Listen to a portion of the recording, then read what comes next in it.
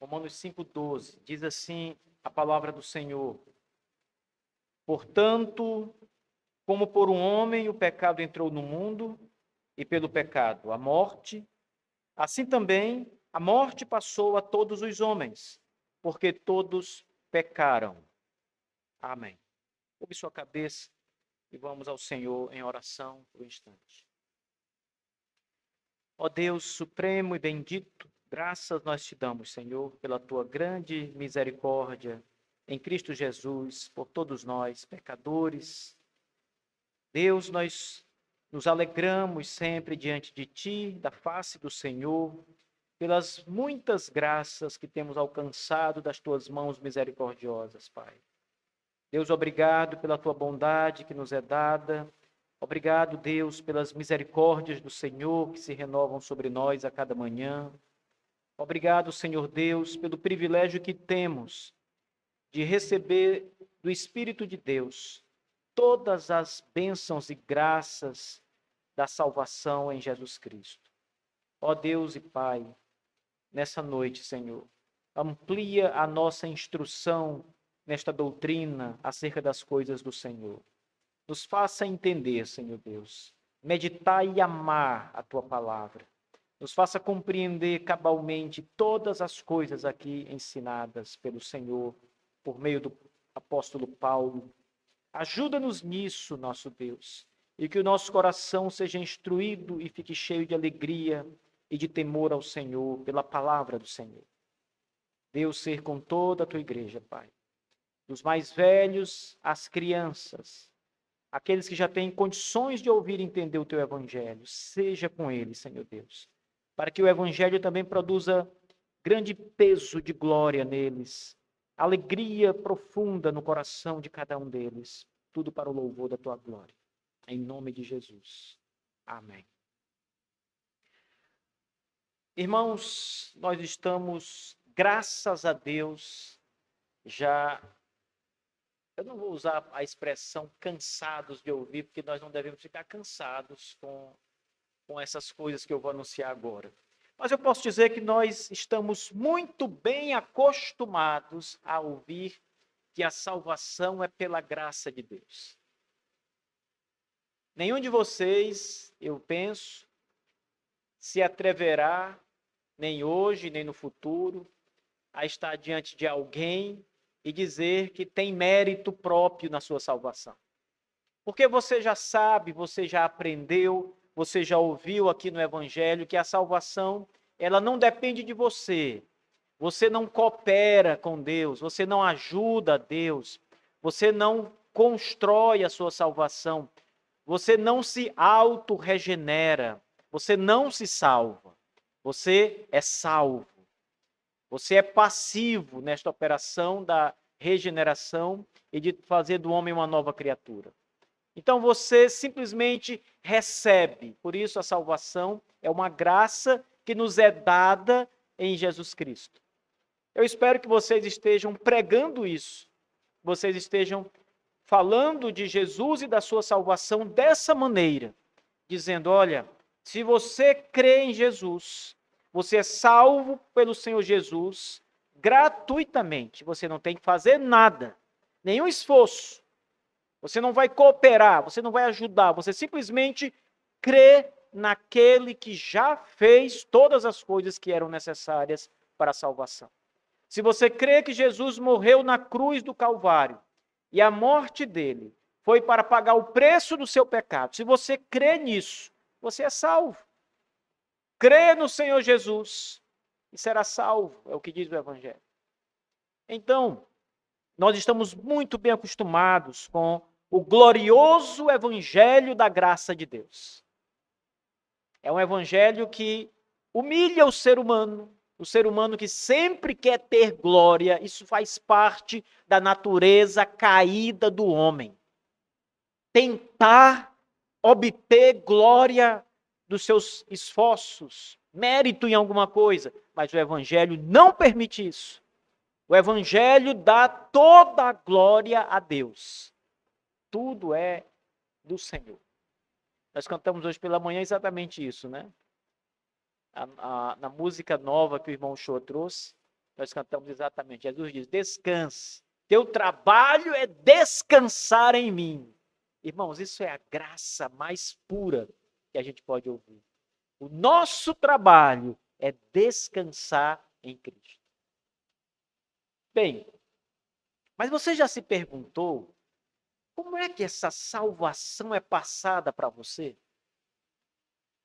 Você já sabe que para ser salvo precisa apenas crer, confiar, acreditar e nada mais. Mas então, depois que você crê, como é que você é salvo? Como é que ela chega até você? O Espírito Santo vem com um saco, como se fosse lá o Papai Noel, por exemplo, com todas as graças da salvação, e abre o saco e despeja sobre você? Não é assim que acontece. Então, como acontece isso? Acontece porque Jesus Cristo é o segundo Adão. Aqui mesmo no capítulo 5 de Romanos vai ser dito isso. Ele é o segundo Adão, ou seja, ele representa um povo.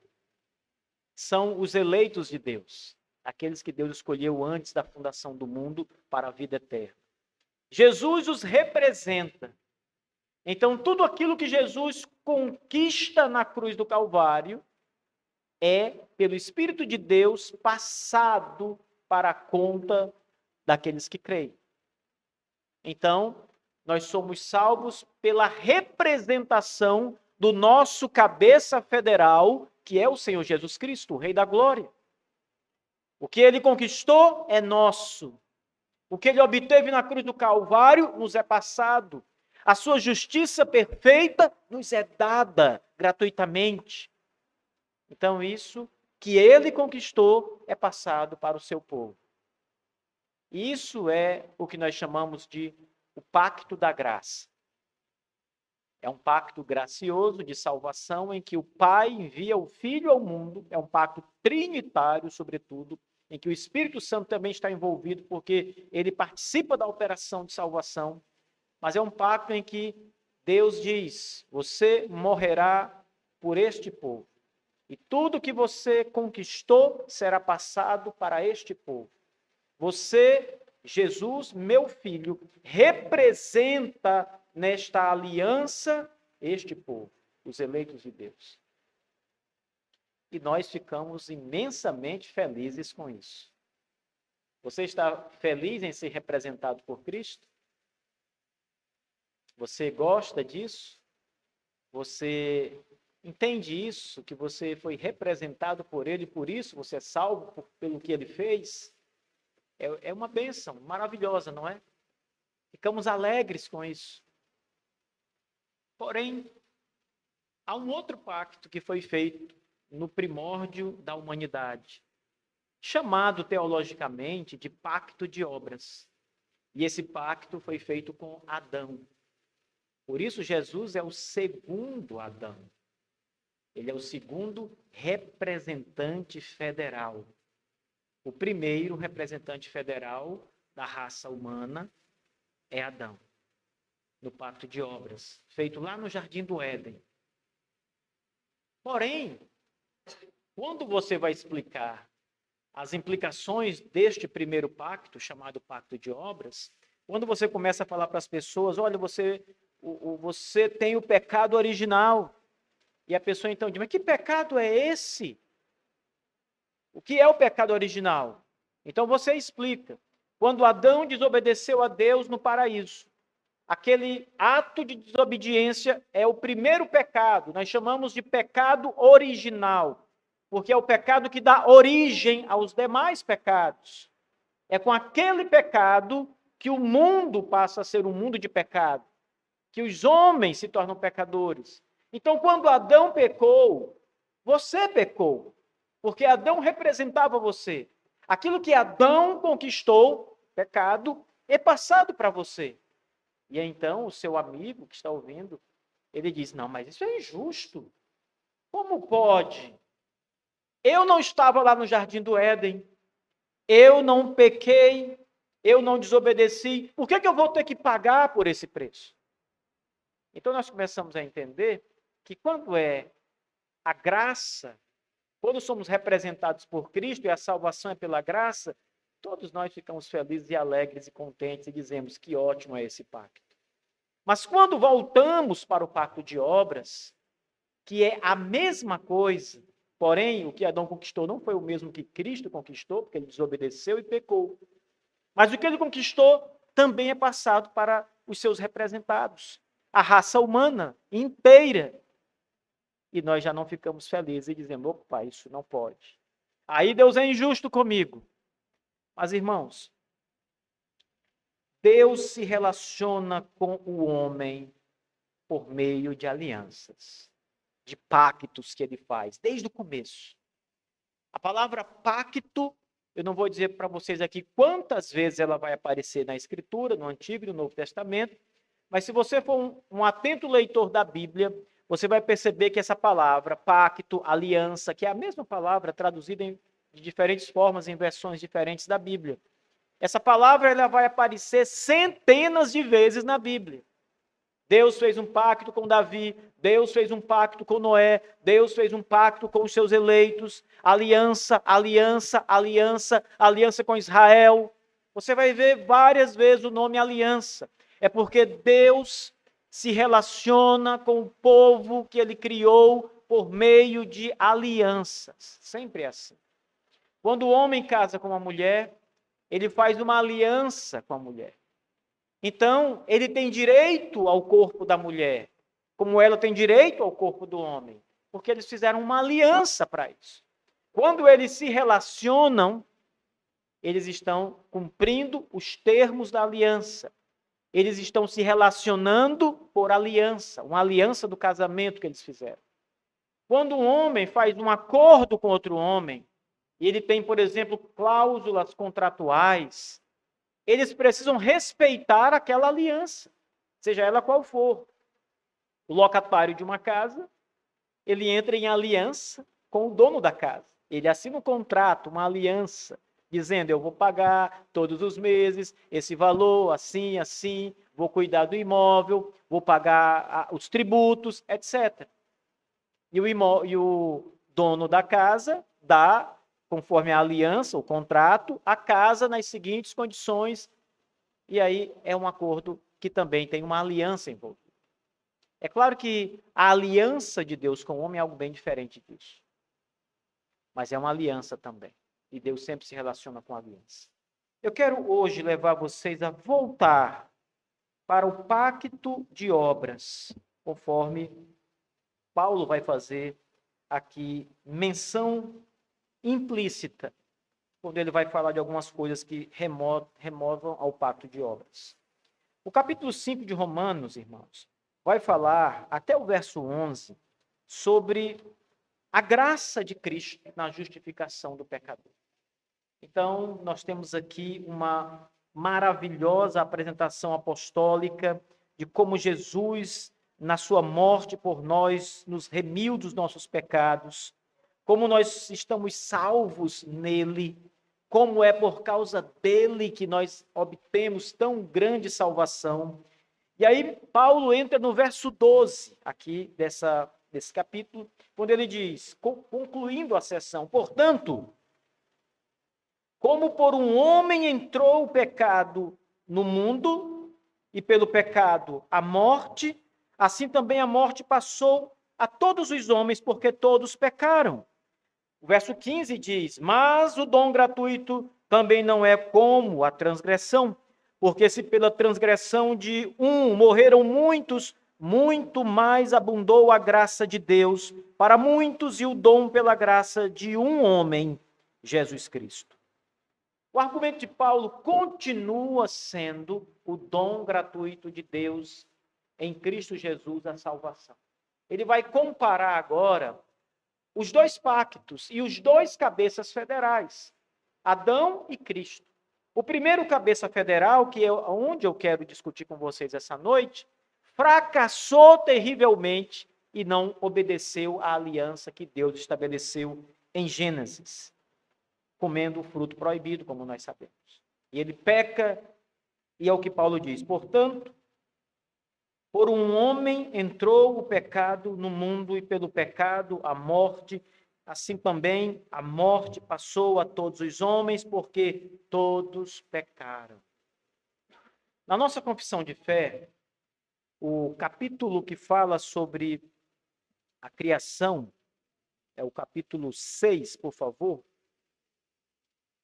Apenas ouçam. O capítulo 6 fala sobre a queda do homem, o pecado e o castigo. No terceiro parágrafo, no século XVII, os nossos pais escreveram a seguinte afirmação.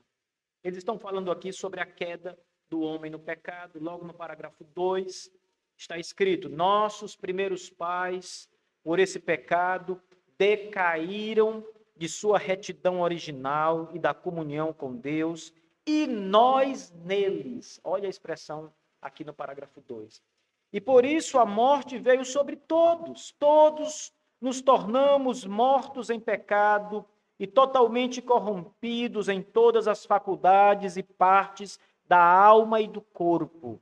E então o parágrafo 3 diz: sendo eles estão falando de Adão e Eva, sendo eles os ancestrais e pelo desígnio de Deus, os representantes de toda a humanidade, a culpa do pecado foi imputada a toda a sua descendência, e a corrupção natural passou a todos os seus descendentes, que deles procedem por geração ordinária. Eles são agora concebidos em pecado, e por natureza filhos da ira, escravos do pecado, sujeitos à morte e a todas as outras misérias espirituais, temporais e eternas, a menos que Jesus os liberte. E aqui termina o parágrafo 3. Essa parte da nossa confissão de fé tem muito a ver com Romanos 5, verso 12. Inclusive, é uma passagem usada nesse capítulo para reforçar a argumentação teológica. Eles estão argumentando, como nós lemos aqui, baseados no que Paulo escreveu em Romanos 12. E Paulo, em Romanos 12, 5:12, vai dizer exatamente isso, que o pecado entra no mundo por causa de um homem. É claro, meus irmãos, a primeira afirmação do verso 12 a nos chamar a atenção é justamente essa da representação adâmica. Se não houvesse uma aliança, o pecado poderia ter entrado no mundo com Adão e ter morrido com Adão. Os filhos de Adão poderiam não ter pecado. Adão teve vários filhos, como nós sabemos, Adão e Eva. Temos Caim, Sete, outros filhos e filhas, o texto bíblico vai dizer. Mas se o pecado fosse apenas de Adão, se o pecado tivesse entrado no mundo apenas, tivesse ficado apenas em Adão, alojado na alma de Adão e em Eva, e não tivesse passado aos seus filhos, o pecado teria acabado quando Adão morresse. E o mundo estaria livre de pecado outra vez. Porque aqueles seres pecadores, com a morte, seriam extinguidos e não haveria mais pecado na terra. Então, quando Paulo diz que por um homem o pecado entrou no mundo, Paulo começa a contar como o pecado se manifestou no mundo e como ele se instalou permanentemente no mundo. O pecado entra no mundo pela desobediência do nosso pai, Adão. Quando Deus diz a Adão para ele obedecer à aliança, isto é, a sua palavra, obedecer e não comer do fruto da árvore do conhecimento do bem e do mal. Aquele era o teste do pacto. Adão precisava ser fiel. Adão precisava obedecer retamente, plenamente aquilo que Deus havia ordenado a ele. Se você prestar atenção, irmãos, o teste que Deus põe sobre Adão não é um teste difícil. Pelo menos olhando daqui do nosso mundo, do nosso tempo, não parece ser um teste difícil. E por muitas razões. A primeira delas é que Adão tinha diante de si todas as árvores frutíferas do jardim do Éden. Quando nós olhamos a narrativa de Gênesis 3, a Bíblia diz que Deus planta um jardim, não é assim que diz na Escritura? E Deus plantou um jardim no Éden. A palavra jardim ali, no hebraico, não é aquele jardim que as mulheres têm em casa, com as plantinhas, com flores, as coisinhas bonitinhas, não é? Que as mulheres ficam aguando as plantinhas assim. Não é isso. A palavra jardim significa, na verdade, bosque. E bosque de árvores grandes e frutíferas. Então você deve pensar, por exemplo, num pé de manga, num pé de caju, ou de jaca, ou de muitas outras frutas, irmãos. Na verdade, havia no Jardim do Éden uma variedade de frutas no Jardim do Éden. Então Deus diz, olha, você pode comer de todas as árvores, todas as frutas que estão aqui no jardim, mas da árvore do conhecimento do bem e do mal, não coma. Então eu fico pensando que Adão tinha muitas coisas para comer, tinha muitas opções. E apenas de todas elas, apenas uma ele não poderia comer. Então não me parece ser algo muito difícil. Quando você abre a geladeira da sua casa, ela está cheia, por exemplo, você tem ali uma variedade de coisas, você acabou de encher a geladeira lá do supermercado, né? E você põe para esfriar ali algumas coisas, frutas, e você diz, mais tarde, quando eu banhar e acabar de fazer umas coisinhas aqui, eu vou me sentar e vou fazer o meu banquete. Você abre lá a portinha da sua geladeira e está lá, né, o cardápiozão, tudo completo. Você não consegue comer tudo, mas você vai selecionar. Você escolhe o que você quiser. Você pode dizer assim, eu vou deixar a uva para amanhã. Vou comer aqui a melancia, vou comer aqui esse outra coisa que eu comprei. Mas isso aqui, isso e mais isso eu vou deixar para depois.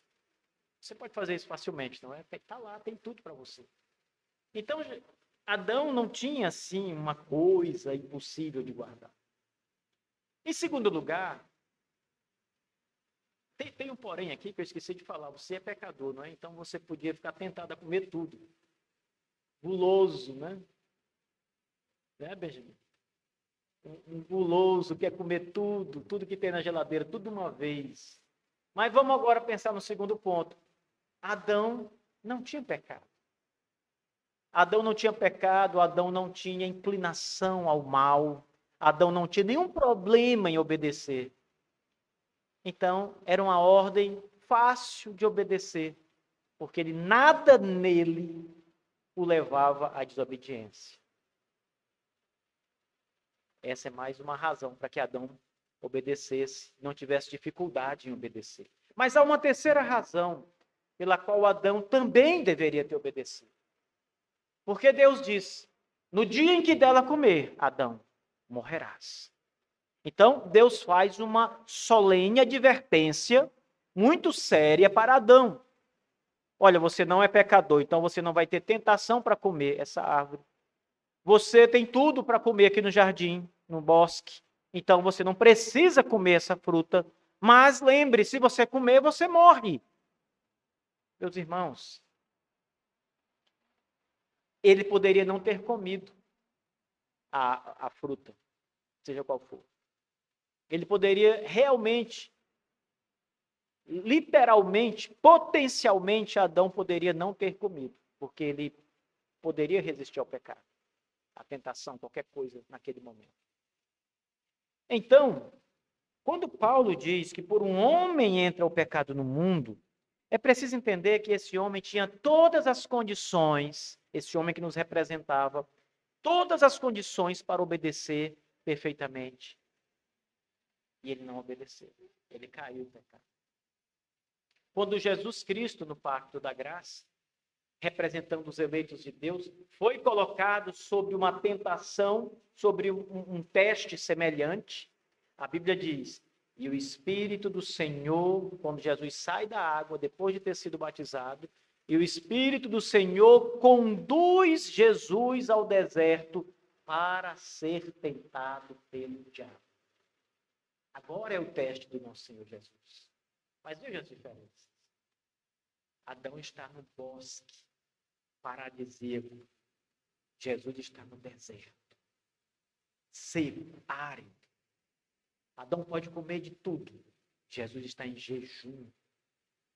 40 dias sem comer, em jejum. Irmãos, a situação em que Cristo foi colocada é bem mais difícil do que a situação de Adão. E Adão caiu. E o Senhor Jesus não caiu.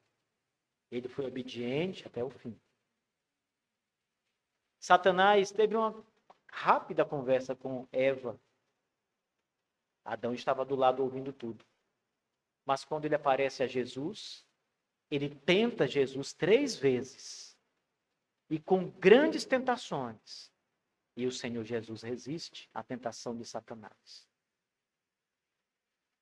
Se Cristo tivesse caído, o que não era possível, mas hipoteticamente, se Cristo tivesse pecado, ninguém seria salvo. Nenhum de nós teria salvação. Ele teria fracassado como nosso mediador e nosso cabeça federal. E não haveria salvação para o homem. Perdição completa. Mas ele obedeceu.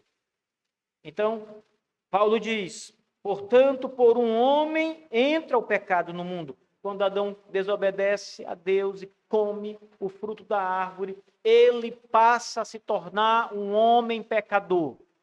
Veja, não havia pecado no mundo. O pecado ainda não estava no mundo. Ele entra no mundo com a desobediência de Adão e Eva. Até aquele momento já havia pecado, mas não havia pecado no mundo. Ali, o mundo que a Escritura menciona é o planeta Terra, o mundo dos homens. Porque o diabo e os anjos caídos já tinham pecado contra Deus. Eles já haviam sido lançados pelo Senhor. O diabo já estava ali no jardim. Mas veja, entre os homens, no mundo dos homens, entre os seres humanos, entre Adão e Eva, o primeiro casal, não havia pecado. Mas o pecado entra ali, naquele primeiro ato de desobediência. É por isso que você é pecador. Esta é a razão de todas as misérias que você já ouviu falar e já provou no mundo. É por isso que há guerras, é por isso que há doenças, é por isso que há mentira, roubo, assassinato, é por isso que há desordem de toda natureza, é por isso que há pecado, porque ele entrou no mundo com Adão. Mais uma vez, por um homem, Adão, o pecado entrou no mundo. Esse é o primeiro ponto da argumentação de Paulo. Foi assim que o pecado entrou no mundo. Mas qual é a consequência disso? É o que Paulo vai agora mencionar. Ele diz, e pelo pecado, a morte. Sabe, irmãos? Adão não foi criado para morrer. O homem não foi criado para morrer. Ele foi criado para viver em obediência a Deus e gozar o Senhor eternamente. Mas Adão pecou e o pecado entra no mundo. E pelo pecado, o que vem junto com o pecado? A morte vem ao mundo. E Adão, ao comer o fruto da árvore do conhecimento do bem e do mal, morre espiritualmente. Aqui é preciso entender que a palavra morte tem um sentido teológico múltiplo em Romanos 5, verso 12. Primeiro, porque todos nós sabemos que Adão viveu 900 anos. Então, ele não morreu naquele dia. Mas a Bíblia diz que ele morreu naquele dia. Se comeres, certamente morrerás. A Bíblia não estava simplesmente apontando para uma morte futura de Adão. Ela também apontava para isso. Mas ela estava apontando para uma morte imediata de Adão. E Adão morre espiritualmente quando come do fruto da árvore do conhecimento do bem e do mal. Essa é a primeira consequência da morte, a morte espiritual. A morte espiritual significa que o homem agora está sob a ira de Deus. Não é condenado eternamente, mas debaixo da ira de Deus.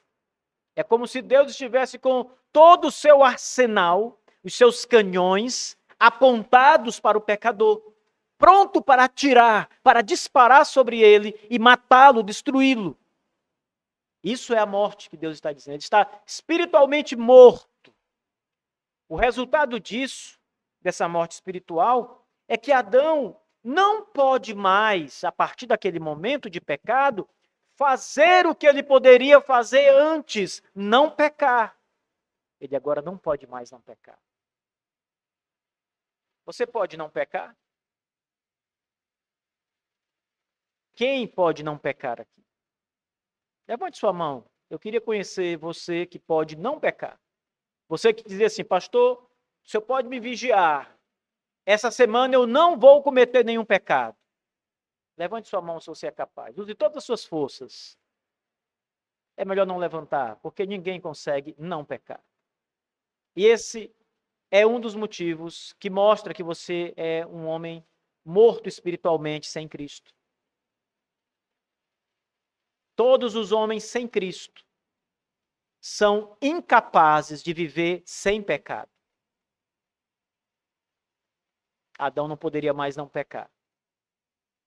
Mesmo que ele se esforçasse, mesmo que ele tivesse todas as condições, mesmo que Deus dissesse assim para ele, Adão, eu vou te dar mais uma chance. De todas as árvores você pode comer, menos dessa.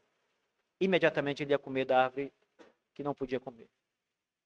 Mas antes ele poderia ter resistido, entendem? Agora não pode mais. É por isso que você peca também.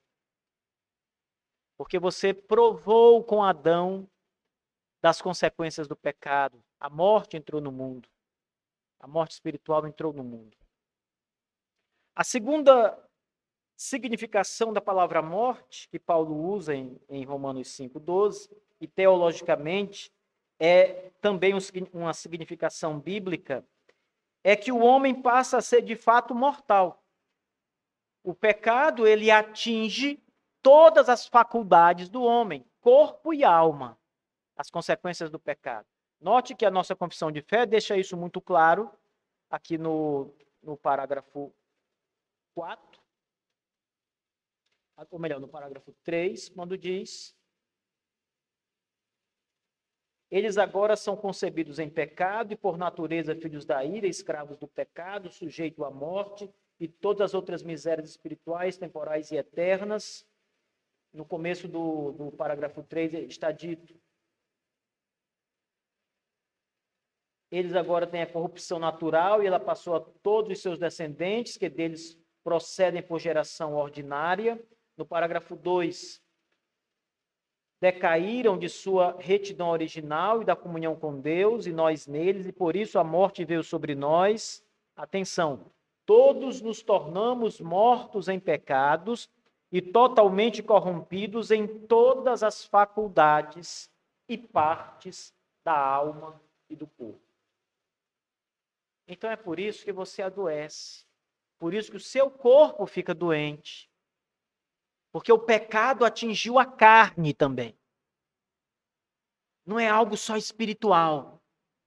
Se fosse algo só espiritual, o corpo, a matéria, não sentiria nada. Mas a matéria envelhece, ela adoece, ela fica fraca por causa do pecado. Então, essa é uma causa do pecado. Além da morte espiritual, o pecado atingiu você inteiro. Os seus pensamentos foram atingidos pelo pecado. Sua mente foi contaminada com o pecado. Todas as faculdades que há em você foram atingidas pelo pecado. Nada ficou de fora. Por isso que o homem é completamente corrupto. E é por isso que a reforma protestante, a doutrina da depravação total, ou seja, é uma depravação humana completa em todas as faculdades do corpo e da alma, total. Essa doutrina, bastante ensinada, é essa doutrina da morte como resultado do pecado e como o pecado atingiu todo o ser humano. Então, Paulo diz que por um homem o pecado entra no mundo e pelo pecado a morte, pensem nessa morte.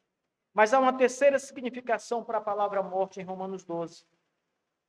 Nós temos então a morte espiritual, nós temos a morte física, o homem vai morrer, Adão morreu com 900 anos, a morte física alcançou Adão, mas há ainda a morte eterna.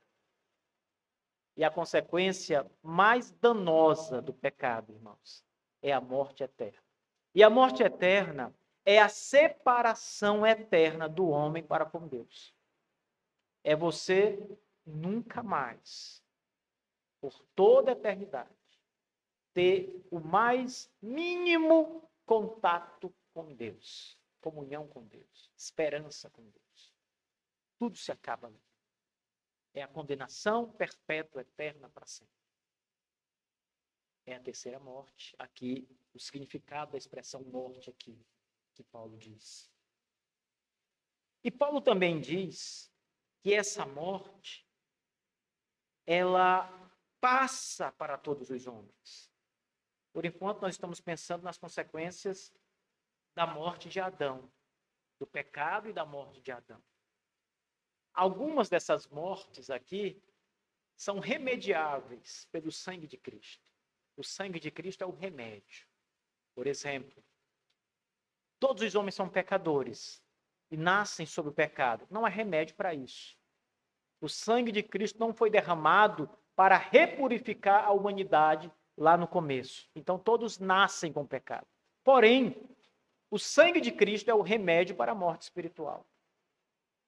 Os eleitos de Deus, escolhidos na eternidade, cujo sangue no Calvário foi derramado por eles, quando eles creem, a morte espiritual é banida e eles são ressuscitados.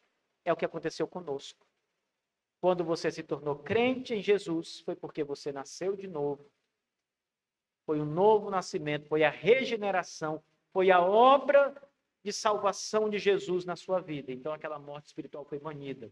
Consequentemente, a morte eterna não será mais um problema para você, que é cristão. Você nunca será condenado. Paulo diz mais tarde em Romanos: nenhuma condenação há para os que estão em Cristo Jesus. Nenhuma. Porque a lei do pecado foi banida de uma vez por todas pelo sangue do Cordeiro. Não há mais condenação.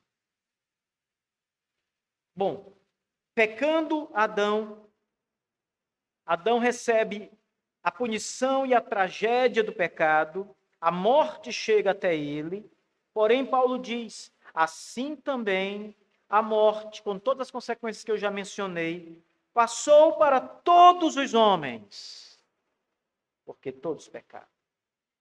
O grande problema conosco é esse aqui, porque, como eu disse no começo dessa pregação, se tudo ficasse lá com Adão e não fosse passado para nós, se não houvesse uma representatividade adâmica sobre todos nós, não teria problema para nós Adão ter pecado, porque acabaria tudo com ele. Porém, a Bíblia diz que o pecado dele passa para toda a humanidade. Essa é a questão que precisa ser resolvida para nós, né? Para o homem, para a humanidade. Todos pecaram. Romanos 3, o apóstolo Paulo diz, porque todos pecaram. Todos estão destituídos da glória de Deus. Não há um justo, nenhum sequer. Todos são pecadores. Então, meus irmãos, essa terceira consequência, que é justamente... Obrigado. Essa terceira consequência é justamente o pecado de Adão passar para todos os homens. A pergunta é, como é que isso acontece? Nós vimos, agora há pouco, que a salvação em Cristo Jesus é pela representatividade. Tudo que ele conquistou nos é dado pelo Espírito Santo. Mas como é que o pecado de Adão é passado para a humanidade? Na teologia já houve várias tentativas de ensinar como isso acontece. Uma delas é chamada de traducionismo. Traducionismo. E o traducionismo, ele ensina que o pecado é passado para todos os homens de forma natural e genética, sanguínea. Então, por exemplo, se eu tenho um filho com a minha esposa, esse nosso filho vai ter características nossas. Ele vai ser parecido comigo, com a mãe dele, ele vai ter traços genéticos meu e dela, não é? Até mesmo algumas coisas como trejeitos, etc., ele vai ter, por causa, às vezes, da convivência, mas, às vezes, por fatores que são além da convivência. Então, os traducionistas dizem, da mesma forma, o pecado passa assim, ele é transmitido através do ato sexual. Então, se eu sou um pecador e minha esposa é uma pecadora, nós vamos gerar um pecador também. Nós vamos transmitir para ele nosso pecado. É inevitável isso. Então, seria uma transmissão do pecado por meio do gene. Por isso, seria genético a transmissão do pecado. E vocês sabem, irmãos, essa teoria do traducionismo tem alguns argumentos bem interessantes. Se você for estudá-la, cuidado, você pode ser convencido por ela. Ela tem alguns argumentos super interessantes. Eu já estudei essa teoria em várias dogmáticas diferentes. Algumas são melhores do que as outras na argumentação, explicando a teoria. E alguns excelentes teólogos são adeptos do traducionismo. Alguns excelentes teólogos na história. Porém, não é assim. Não é assim. Na verdade, o pecado, ele é imputado por Deus na raça humana. Assim como ele não foi imputado a Cristo Jesus, ele é imputado a todos os homens quando nascem, quando são gerados. Lá no Salmo, Davi diz, e em pecado me concebeu minha mãe. Davi não está falando ali que o ato sexual da mãe dele com o pai dele foi um ato pecaminoso. O ato sexual não é pecaminoso no casamento. Ele é pecaminoso fora do casamento. Então, Davi não está falando ali de um ato sexual pecaminoso. Ele está dizendo que a concepção dele já foi em pecado. Ou seja, na hora da concepção lhe é imputado o pecado original, aquele lá de Adão. Por isso, o bebê, quando nasce, já nasce pecador. Ele já tem o pecado. Vocês já ouviram muito falar sobre a inocência das crianças? Todo bebê é inocente. Um bebezinho não pode ter pecado. Olha a criaturinha mais linda. Não fez nada, mal nenhum com ninguém. A Bíblia diz que ele já é um pecador. E a prova de que ele é um pecador é que os bebês morrem. Se bebê não morresse, poderíamos até pensar nessa hipótese. Mas os bebês morrem. E o salário do pecado é a morte. Se bebê morre, é porque bebê tem pecado. Que pecado o bebê tem? O pecado original. O pecado da representatividade. Então, quando o homem é formado, nasce, lhe é imputado esse pecado de seus primeiros pais, como diz a nossa confissão, dos nossos ancestrais, Adão e Eva. Então, o argumento de Paulo aqui é mostrar, meus irmãos, como o pecado se originou no homem, como ele entrou no mundo e como ele passou para todos os homens. Porque Paulo está mostrando em Romanos 5,12 que Adão era o representante federal da raça humana e é por isso que toda a raça humana é pecadora. Esse é parte do argumento que Paulo está usando em contraste com a representação pactual de Cristo em Romanos 5. Porque Paulo está dizendo, em Cristo todos nós estamos salvos nele, por ele, pelos seus méritos, etc. Mas em Adão todos estamos condenados. Esse é o argumento de Paulo. A conclusão de toda a argumentação, na verdade, é essa, é mostrar que em Cristo há salvação, mas em Adão há condenação apenas. O próprio Adão foi colocado em Cristo na sua representatividade federal. Ele, que antes era o representante da humanidade, passou a ser representado por Cristo em Gênesis 3, quando Deus cobre Adão e Eva com o sacrifício de um animal. Ele cobre a nudez do primeiro casal, e ali as peles que foram usadas representam um animal que foi sacrificado já era um apontamento para o sacrifício de Jesus Cristo no Calvário, por eles e por todos os eleitos, por Adão e Eva e todos os eleitos de Deus. Então, meus irmãos, graças a Deus, pelo nosso Senhor Jesus Cristo, o nosso cabeça federal, por estarmos no pacto da graça, não mais no pacto de obras com Adão, mas agora em Cristo Jesus. Por isso Paulo diz em Efésios, porque nele, em Cristo Jesus, nós temos a salvação. Pelo que ele fez, pelo preço que ele pagou, pela sua perfeita obediência, nós temos a salvação. Você deve se alegrar, meu irmão. Você deve se alegrar porque tudo que você obteve salvificamente vem do sangue precioso do Cordeiro. Não há salvação fora de Jesus Cristo. Não há salvação para quem não crê em Jesus Cristo. Não há esperança para quem não confia no Senhor Jesus. Saiba disso e pregue isso aos seus amigos, aos colegas, aos parentes, vizinhos, a todos os homens que vocês puderem. A única esperança é o Senhor Jesus Cristo e o seu sangue remidor. Note mais uma vez que os nossos pais disseram exatamente isso. No parágrafo 3, na última linha, ele diz que eles são agora concebidos em pecado e por natureza filhos da ira, escravos do pecado, sujeitos à morte e a todas as outras misérias espirituais, temporais, eternas, a menos que o Senhor Jesus os liberte. Somente por meio de Cristo, da libertação do Senhor Jesus Cristo, o pecador pode ser salvo. Você não pode se esconder em outro lugar. Não há esperança em outro lugar, em outra pessoa, em outra religião. Não há esperança fora de Jesus.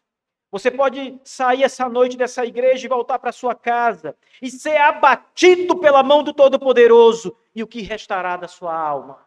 Se estiver sem Cristo, se você não estiver nele, não há esperança. Nenhuma esperança. Você vai ter notícias de pessoas, amigos, que se perderam. E se perderam para sempre, porque não estavam em Cristo. Porque rejeitaram o Evangelho, rejeitaram o chamado da graça, rejeitaram o sangue da aliança, como diz a Escritura Sagrada. Veja, rejeitaram o sangue do pacto, o pacto da salvação. Estão fora. Não há, meus queridos irmãos, amigos aqui presentes, não há salvação fora de Jesus Cristo. Apresse-se em olhar para Jesus. Apresse-se em buscar o Senhor de todo o seu coração. Não demore. Você não é dono da própria vida, você não tem bola de cristal. Você não sabe o que vai acontecer amanhã. Não tarde, não diga, amanhã talvez. Eu vou esperar mais um pouco aqui e depois olharei para Cristo. Você não tem domínio dessas coisas. Se você está recebendo esta noite o chamado e a exortação para olhar para Jesus, não deixe de olhar para Ele. Porque esse é o convite da graça. Essa é a abertura de uma porta graciosa, irmãos. Para você. Talvez ela se abra hoje, nunca mais se abra. Para você. Venha. Venha ao Salvador maravilhoso. Venha aquele que derramou sangue, fazendo aliança de graça com o seu povo. Venha aquele que pagou o preço pelo seu pecado. Venha aquele que cumpriu a lei de Deus cabalmente, sem nunca pecar. Venha a Jesus, o Filho de Deus. Venha agora, hoje. Não deixe para amanhã, o próximo domingo, para uma outra vez que você for à igreja. Venha, a Cristo sem demora. Amém. Vamos ficar de pé e orar.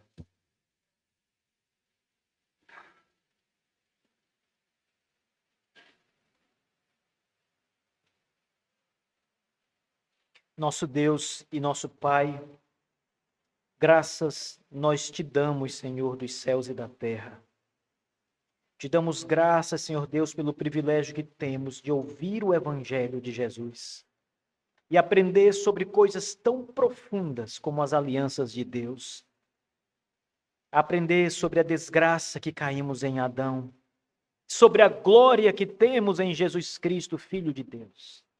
Obrigado, meu Senhor, por nos salvar de nós mesmos, do mundo caído e perverso, do diabo, e nos levar a Cristo Jesus, o nosso tesouro maravilhoso. Obrigado, Senhor, pelas famílias que estão aqui servindo ao Senhor, pelos homens e mulheres, pelas crianças que estão ouvindo o Evangelho da graça de Deus. Senhor, trabalhe no coração delas, para que creiam em Jesus de todo o coração e nunca se afastem dos caminhos do Evangelho.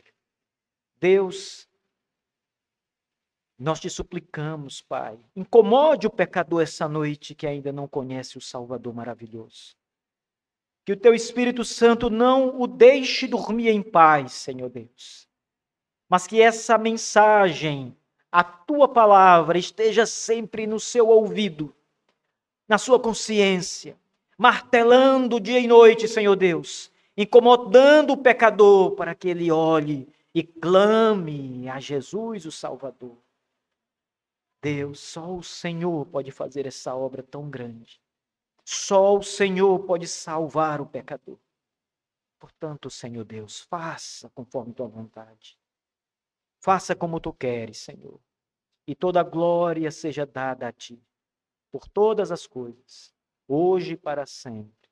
Em nome de Jesus. Amém.